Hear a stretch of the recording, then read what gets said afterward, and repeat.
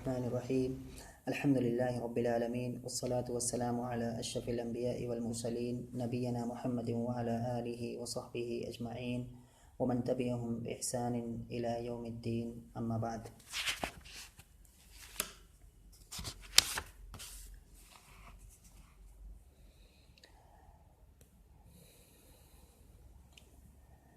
آج ہم تیسری صدی ہجری کے شعراء میں سے ایک شاعر کا کلام پڑھیں گے جو کہ ابن رومی ہے، جس کی وفات 282 ہجری میں ہوئی ہے،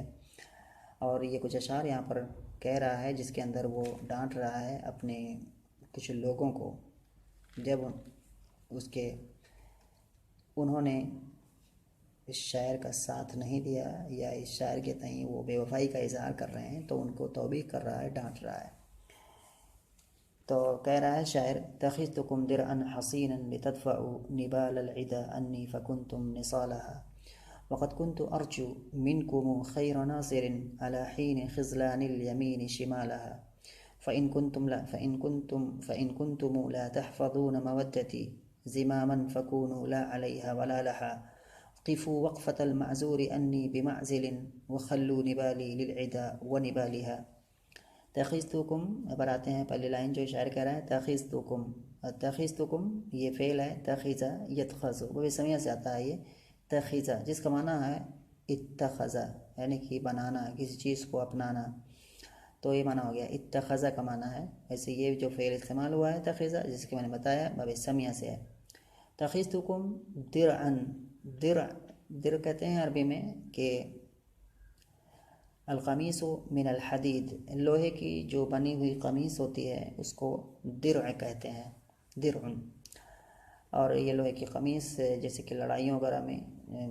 جو لڑنے والے ہوتے ہیں وہ اس کو پہنتے ہیں تاکہ کسی تلوار وغیرہ کا جب وار ہو تو آدمی کے جو ہے اس ایریے کو جہاں پر یہ پہنی ہوئی ہوتی ہے، موجود ہوتی ہے، اس ایریے کو یہ لوہے کی قمیص بچا سکے. تو درع کا معنی، یہ در کا معنی ہو گیا، اور اس کی جماعت واحد ہے یہ درع، اور اس کی جمع ہے ادراع، ادرع، دروع. تو تخذتکم درعا حصینا، حصین فاعل کے معنی میں ہے. حصین یہ جو کلمہ ہے اس کا معنی ہے مضبوط، مضبوط، باب کرما سے آئے گا حصونا، صفت ہے. تو حصونا کا معنی ہوتا ہے مضبوط ہونا، تو حسین کا معنی مضبوط ہو گیا، واضح معنی اس کا. لتدفعوا، دفع یدفع کا معنی ہوتا ہے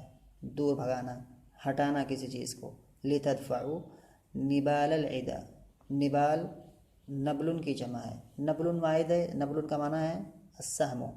تو النبال ہی السہام، اس کا معنی تیر. العدا، عدا جو ہے یہ بھی جمع ہے، اس کا واحد آئے گا عدو، عدو کی اور بھی جمع آتی ہے جیسے اعداء، تو عدو مانے دشمن، جمع اعداء و عدا. نبال العدا انی فکنتم نصالها، نصال نسل کی جمع نصال، یہاں جمع استعمال ہے نصال. نصال پر کو کہتے ہیں، پھل کو پرنے پھل کو کہتے ہیں. اور پھل کیا ہوتا ہے کہ جیسے نیزے یا تیر وغیرہ کے نوک پر جو لوہا لگا ہوتا ہے، جیسے نیزہ ہوتا ہے، کوئی بڑی سی لکڑی ہوتی ہے، اس کے آخر میں جو لوہا لگا ہوتا ہے وہی اسی ہوتا ہے پھل کہتے ہیں، وہی پھل ہوتا ہے. تو شاعر کہہ رہا ہے تخذتکم درعا حصینا لتدفعوا نبال العدا انی فکنتم نصالها، کہ ان لوگوں کو مخاطب کر کے کہہ رہا ہے جو لوگ اس کا ساتھ نہیں دے رہے ہیں کہ تخذتکم، میں نے تمہیں بنایا مضبوط، میں نے تم کو اپنے لیے مضبوط لوہے کی قمیص بنائی. تشبیہ ہے یہاں پر ایک طرح سے کہ جو لوگ ہیں، جیسے کہ آدمی لوہے کی قمیص پہنتا ہے تو اس لوہے کی قمیص اس آدمی کو بچاتی ہے، ایسے ہی کہہ رہا ہے کہ میں نے تم کو اسی طرح سے اپنا بچانے والا، اپنی حفاظت کرنے والا، یا میری طرف سے دفاع کرنے والا میں نے تم کو سمجھا، تم کو بنایا. اور میں نے تم کو اس لیے بنایا تاکہ تم کیا کرو، اسی چیز کو آگے کہہ رہا ہے کہ تاکہ تم کیا ہے دشمن کے تیروں کو مجھ سے کیا ہے تم دور کرو، بگاؤ. بس تم ہی کیا ہے ان کے تیروں کے پھل یا ان کے تینوں کے نوک ہو گئے. تو شاعر کہہ رہا ہے کہ میں نے تم پر بہت زیادہ اعتماد کیا، میں نے تم کو اپنا دوست بنایا، میں نے تم کو اپنا دفاع کرنے والا بنایا، تاکہ تم کیا ہے میری طرف سے دفاع کرو، تم دشمنوں کا مقابلہ کرو میری طرف سے۔ لیکن تم کیا ہوا، الٹے تم کیا ہے دشمنوں ہی کے ہتھیار بن گئے میرے لیے، دشمنوں کے تیر کے نوک بن گئے میرے لیے۔ تو یہ ان کو کیا ہے ڈانٹ رہا ہے کہ تم ایسا کیوں نہیں کیا، تم ان کی طرف کیوں مائل ہو گئے۔ اگر کہ اتخذتکم درعا حصینا لتدفعوا، میں نے تمہیں بنایا اپنے لیے مضبوط زرہ کو، زرہ بھی کہتے ہیں اس کو، لاتخذتکم درعا حصینا، میں نے تمہیں بنایا اپنے لیے مضبوط زرہ، تاکہ تم دشمنوں کی تیروں کو مجھ سے روک سکو، دشمنوں کی تیروں کو مجھ سے کیا ہے دور کر سکو۔ فکنتم نصالھا، پھر تم ان دشمنوں کے پھل بن گئے، یعنی کہ ان دشمنوں کے تیروں کے نوک بن گئے۔ تو اب تم کیا ہے ان کے ساتھ مل گئے، تم انہی کی طرف سے اب کیا ہے میرے اوپر وار کرنے لگے۔ میں نے تم کو بنایا تھا کہ تم میری طرف سے وار کرو، میری طرف سے تیر چلاؤ، لیکن تمہاری حالت کیا ہو گئی کہ تم دشمنوں کی طرف سے کیا ہے تیر چلا رہے ہو، تم دشمنوں کی طرف سے وار کر رہے ہو۔ تو ان کو کیا ہے توبیخ یا ڈانٹ رہا ہے۔ اس بات کر رہا ہے وَقَدْ كُنْتُ أَرْجُو مِنْكُمْ خَيْرَ نَاصِرٍ، وَقَدْ كُنْتُ أَرْجُو مِنْكُمْ خَيْرَ نَاصِرٍ عَلَى حِينِ خِذْلَانِ الْيَمِينِ شِمَالَهَا۔ رجا یرجو کا معنی امید کرنا، وَقَدْ كُنْتُ أَرْجُو مِنْكُمْ خَيْرَ نَاصِرٍ، خیر ناصر یعنی کہ بہترین مددگار، ناصر کا معنی مددگار۔ وَقَدْ كُنْتُ أَرْجُو مِنْكُمْ، اور میں تم سے امید کرتا تھا ایک بہترین مددگار ہونے کی، ایک ایسے وقت میں علی حین خذلان الیمین شمالہ، خذلان کہتے ہیں خذل یخذل، باب نصر ینصر سے آتا ہے، جس کا معنی ہوتا ہے رسوا کرنا، کسی کو بے یار و مددگار چھوڑ دینا، تو یہ معنی ہوتا ہے مدد نہ کرنا، یہ معنی بھی ہوتا ہے علی حین خذلان الیمین شمالہ۔ یمین کا معنی دایاں ہاتھ، شمال کا معنی بایاں ہاتھ، جس وقت کی ایک دایاں ہاتھ بائیں ہاتھ کی مدد نہیں کر رہا تھا۔ تو معنی کیا ہوا، دایاں ہاتھ کون ہوتا ہے، مطلب دایاں ہاتھ بائیں ہاتھ دونوں آدمی کے قریب میں ہوتے ہیں، دونوں اس کے قریبی ہوتے ہیں۔ تو یہاں پر ایک طرح سے وہ اشارہ کر رہا ہے کہ اس کے بہت ہی زیادہ اس کے گھر والے، اس کے خاندان والوں نے جب اس کے ساتھ غداری کر دی، تو تمہاری ذمہ داری بنتی تھی کہ تمہیں بھی میں نے کیا ہے اپنا قریبی، تمہیں بھی کیا ہے اپنا دوست بنا رکھا تھا، تو تم کیا ہے ایسے موقع پر کیا میری مدد کرتے۔ تو میں تم سے امید کرتا تھا ایک بہترین یا اچھے مددگار بننے کی، ایک ایسے وقت میں جس وقت کی خاص لوگ اپنے دوسرے خاص لوگوں کی مدد نہیں کر رہے تھے۔ اور جی یہاں پر معنی ہو گیا۔ اس کے بعد پھر شاعر کہہ رہا ہے فَإِن كُنْتُمْ لَا تَحْفَظُونَ مَوَدَّتِي زِمَامًا فَكُونُوا لَا عَلَيْهَا وَلَا لَهَا، فَإِن كُنْتُمْ لَا تَحْفَظُونَ مَوَدَّتِي، حافظ یحفظ کا معنی ہوتا ہے حفاظت کرنا، مودتن کا معنی دوستی۔ زمامًا، زمام کہتے ہیں عہد و پیمان کو، عہد و پیمان، اور اس کی جمع یہاں زمام، اس کی جمع آتی ہے عزمۃ۔ فَكُونُوا لَا عَلَيْهَا وَلَا لَهَا، اشارہ کر رہا ہے کہ فَإِن كُنْتُمْ لَا تَحْفَظُونَ مَوَدَّتِي، پھر اگر تم لوگ میری دوستی کی پاسداری نہیں کر سکتے ہو، عہد و پیمان سمجھتے ہوئے، فَكُونُوا لَا عَلَيْهَا وَلَا لَهَا، تو تم اس دوستی سے بالکل کٹ جاؤ، بالکل دور ہو جاؤ۔ فَكُونُوا لَا عَلَيْهَا وَلَا لَهَا، اس کا معنی کیا ہوگا، اے فَكُونُوا لا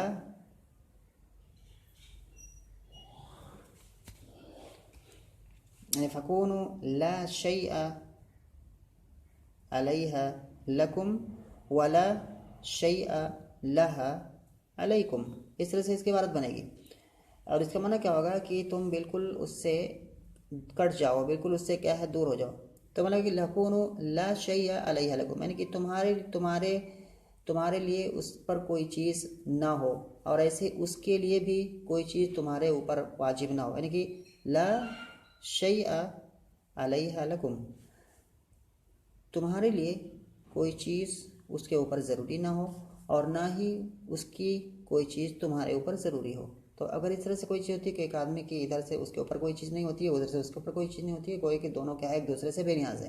تو یہ کنایہ ایک طرح سے ہو گیا۔ اس طرح سے بیان کرنا چاہتا ہے کہ فکونوا لا علیہ ولا لا، یعنی کہ تم اس دوستی سے بالکل کمپلیٹ طور پر کیا ہے، تم اس دوستی سے الگ ہو جاؤ، اس دوستی سے کٹ جاؤ۔ تو اسی کو اشارہ کرا کہ فَإِن كُنتُمْ لَا تَحْفَظُونَ مَوَدَّتِي زِمَامًا، اگر تم لوگ نہیں کر سکتے، فَإِن كُنتُمْ لَا تَحْفَظُونَ مَوَدَّتِي زِمَامًا، اگر تم لوگ میری دوستی کی حفاظت عہد و پیمان سمجھ کر نہیں کر سکتے، تو تم اس دوستی سے الگ ہو جاؤ، اس دوستی سے کٹ جاؤ۔ تو یہی معنی ہے فَكُونُوا لَا شَيْءَ عَلَيْهَا لَكُمْ وَلَا شَيْءَ لَهَا عَلَيْكُمْ،